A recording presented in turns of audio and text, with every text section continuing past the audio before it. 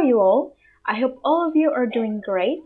So, today we are going to learn and discuss about noun phrase and comparative and superlative.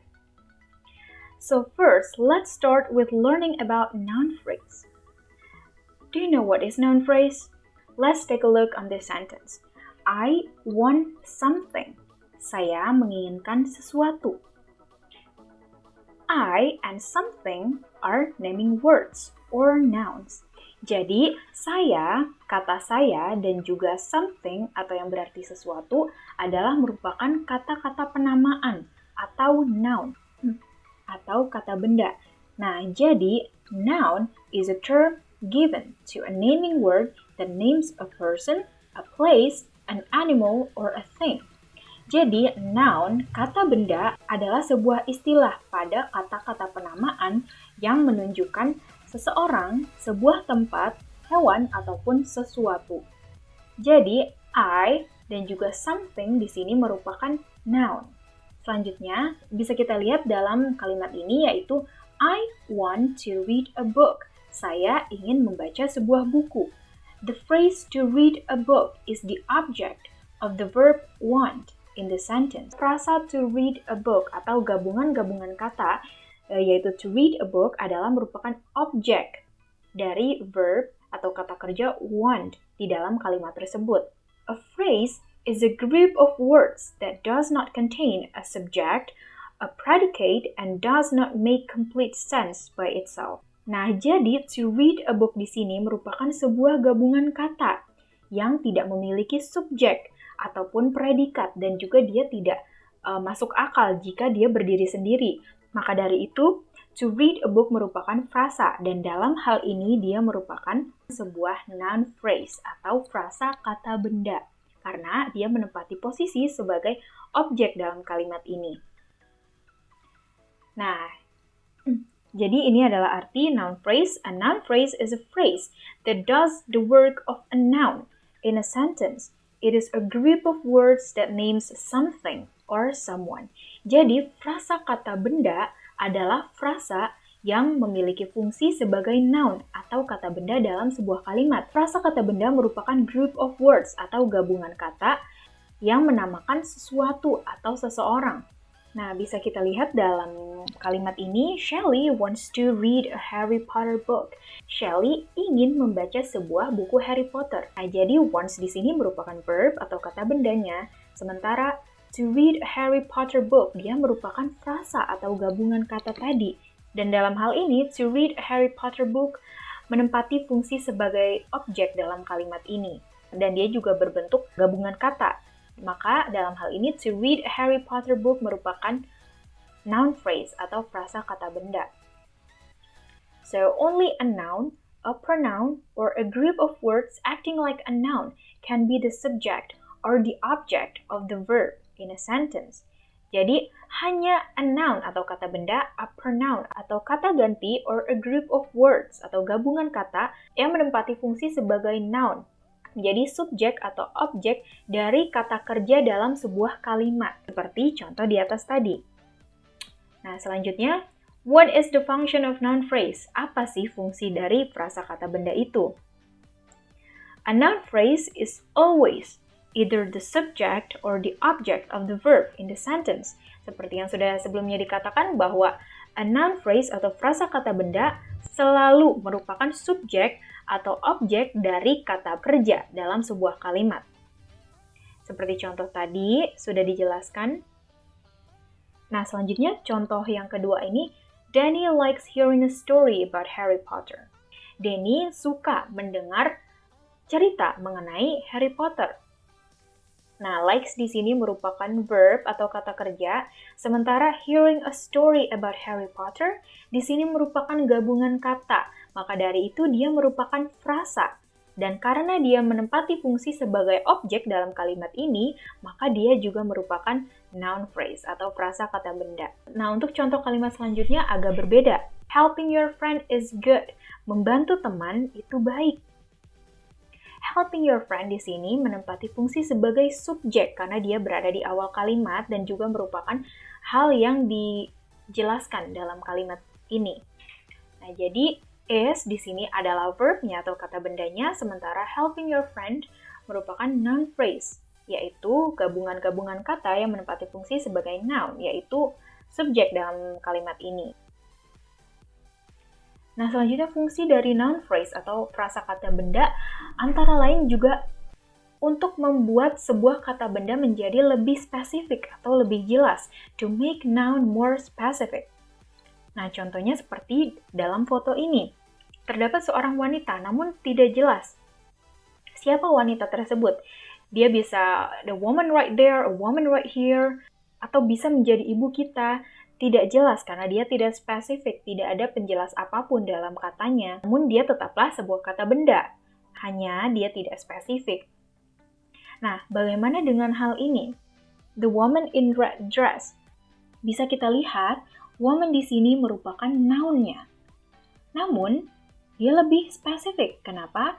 Karena terdapat kata penjelas di awal dan juga di akhir dari kata benda woman yang membuat kata benda ini menjadi lebih jelas atau lebih spesifik.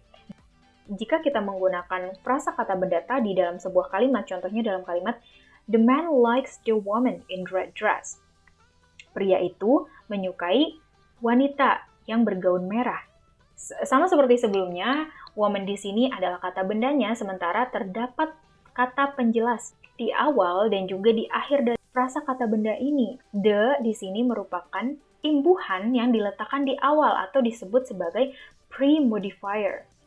Nah, di sini woman yaitu noun atau kata benda atau bisa kita sebut juga sebagai head atau kepala, dan juga selanjutnya setelah kata benda tadi terdapat kata penjelas lagi. Di sini berarti in red dress, yang di sini dapat kita sebut sebagai post modifier atau kata imbuhan yang kita letakkan setelah kata benda atau kepala. Nah, jadi the woman in red dress ini merupakan noun phrase atau frasa kata benda. Jadi pre-modifier, post-modifier ini merupakan komponen-komponen yang membuat noun atau kata benda ini menjadi lebih spesifik. Nah, noun phrase atau frasa kata benda ini merupakan sebuah kata benda yang ditambahkan dengan modifier atau imbuhan seperti yang sebelumnya sudah dijelaskan. Nah, terdapat contoh-contohnya dalam tabel ini, terdapat formulanya atau rumus-rumusnya. Nah, di sini merupakan determiner atau merupakan pre-modifier atau imbuhan yang kita letakkan sebelum dari kata noun-nya atau kata bendanya atau kepalanya. Nah, yang pertama untuk rumus article plus noun, yaitu artikel yang ditambahkan dengan noun. Nah, artikel itu ada apa saja? Artikel itu bisa an, atau the. Dan dalam hal ini kita contohkan kata bendanya adalah woman. Bisa kita lihat dalam contoh kalimat ini, he accidentally bumped into a woman. Dia secara tidak sengaja menabrak seorang perempuan. Nah, a woman di sini sudah spesifik karena dia sudah ditambahkan determiner atau pre-modifier di depan kata bendanya, a woman. Jadi, a di sini merupakan pre-modifier dan selanjutnya woman di sini merupakan noun atau kata benda itu sendiri. Selanjutnya, demonstrative pronoun plus noun. Demonstrative pronoun berarti kata penunjuk. Nah, kata penunjuk itu apa saja? Nah, contohnya adalah seperti yang ada di tabel ini, yaitu that, this, these, dan juga those. Noun di sini bisa kita contohkan misalnya dog atau anjing. Contohnya dalam kalimat that dog scares me. That dog di sini menempati fungsi sebagai subjek karena dia berada di awal kalimat dan juga merupakan suatu hal yang dijelaskan dalam kalimat ini. Dan bisa kita lihat that dog di sini itu sudah spesifik karena dia sudah diberikan kata imbuhan di awalnya atau pre-modifier menggunakan kata that dan juga diikuti dengan kata benda itu sendiri. Selanjutnya untuk rumus possessive pronoun plus noun. Nah, possessive pronoun ini merupakan kata penunjuk yang menunjukkan kepemilikan. Nah, contohnya apa saja? Contohnya bisa his, her, their, atau our. His yang berarti punyaan dia laki-laki, her yang berarti kepemilikan dia perempuan, their yang berarti milik mereka, our yang berarti kepemilikan kita. Nah, bisa kita lihat di sini contoh kata bendanya adalah hat dalam kalimat he wants to find his hat. Dia ingin menemukan topinya. Dalam hal ini, his hat menempati fungsi sebagai objek. Ini nounnya sudah spesifik karena sudah ditambahkan his atau determiner yang menunjukkan kepemilikan sebelum kata bendanya atau hat. Selanjutnya, possessive nouns, yaitu kata yang menunjukkan kepemilikan juga. Namun dalam hal ini merupakan kita menunjukkan orang lain. Contohnya seperti Dita's. Dan contoh nounnya adalah books dalam kalimat Dita's books are falling down. Buku-buku Dita berjatuhan. Dita's books di sini menempati fungsi sebagai subjek karena berada di awal kalimat dan merupakan hal yang ditunjukkan dalam kalimat ini. Dalam hal ini juga sudah spesifik karena sudah ditambahkan determiner sebelum dari kata noun atau kata bendanya. Selanjutnya, quantifiers plus noun. Quantifiers adalah penunjuk jumlah. Nah, contohnya dalam hal ini adalah some. Yang contoh lainnya seperti a little, a lot of, dan lain-lain. Contoh kata bendanya adalah milk yang berarti susu dalam kalimat can you buy me some milk at Alfamart? Bisakah kamu membelikanku beberapa susu di Alfamart? Dalam hal ini some milk menempati posisi sebagai object. Dalam hal ini juga sudah spesifik karena sudah ditambahkan determiner yang berupa quantifiers atau penunjuk jumlah sebelum dari noun atau kata benda itu sendiri. Nah, selanjutnya adalah participles. Nah, apa sih participles itu? Participles itu merupakan kata yang merupakan turunan dari kata kerja. Bisa jadi dia merupakan kata verb 3, atau kata kerja ketiga, atau verb ing, yang merupakan present participle, atau kata kerja yang menunjukkan sedang, dan lain-lain, seperti adjective juga bisa. Nah, contohnya seperti barking yang merupakan kata dasar bark yang ditambahkan dengan imbuhan ing sehingga dia menjadi present participle, dan juga kata burnt yang merupakan verb 3 atau past participle dari kata burn, dan juga well trained yang merupakan adjective. Nah, contohnya di sini kata bendanya dog, toast, dan juga monkey. Contohnya, he is afraid of the barking dog. The barking dog di sini menempati fungsi sebagai objek. The barking dog dalam hal ini sudah spesifik karena sebelum kata bendanya yaitu dog telah diberikan imbuhan atau kata penjelas yaitu the barking, yaitu anjing yang sedang menggonggong. He is afraid of the barking dog. Dia takut dengan anjing yang sedang menggonggong. Jadi sudah spesifik. Kemudian contoh selanjutnya, the burnt toast tastes so bitter. The burnt toast di sini adalah subjek dari kalimat ini. Dan dia juga sudah spesifik karena sudah ditambahkan imbuhan the burnt. Sebelum kata bendanya yaitu toast. Toast yang gosong itu terasa sangat pahit. Selanjutnya dalam kalimat ketiga, the guy is carrying the well-trained monkey. Pria itu membawa monyet yang sudah terlatih. Nah, the well-trained monkey di sini merupakan frasa kata benda.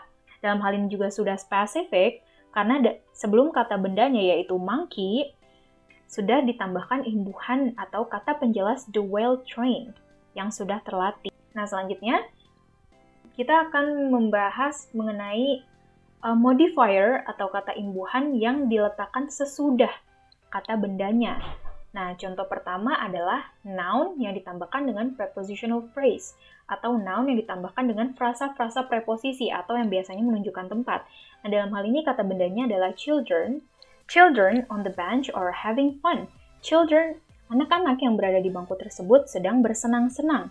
Nah, children on the bench ini merupakan frasa kata benda. Dalam hal ini juga sudah spesifik karena setelah kata bendanya atau children telah ditambahkan imbuhan, yaitu past modifier yaitu on the bench, yang berada di bangku. Jadi kata benda ini telah spesifik karena sudah terjelaskan.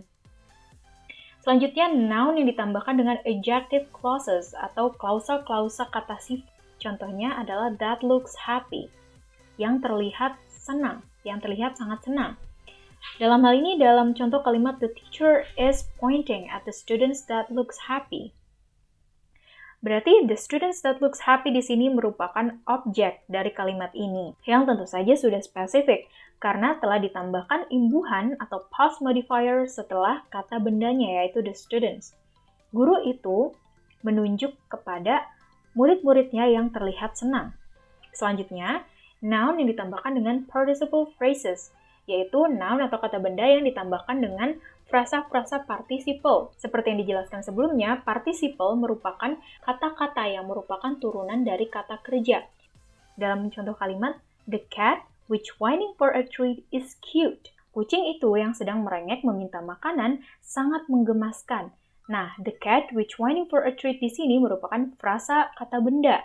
Sudah spesifik tentu saja karena setelah kata bendanya, yaitu the cat, telah ditambahkan imbuhan yang berfungsi untuk menjelaskan the cat itu sendiri. Selanjutnya, infinitives atau merupakan kata kerja dasar. Dalam hal ini bisa juga digunakan sebagai penjelas dari kata benda. Nah, contohnya seperti dalam kalimat My dad is searching a dog to adopt. Ayahku sedang mencari anjing untuk diadopsi. Dalam hal ini, a dog to adopt adalah objek. Dalam hal ini juga sudah spesifik karena setelah kata bendanya telah ditambahkan imbuhan yang digunakan untuk menjelaskan kata benda itu sendiri. Well then students, I hope all of you understand about our materials for today. Thank you for your attention. I hope all of you are doing great and stay healthy, stay hydrated, and stay happy. See you!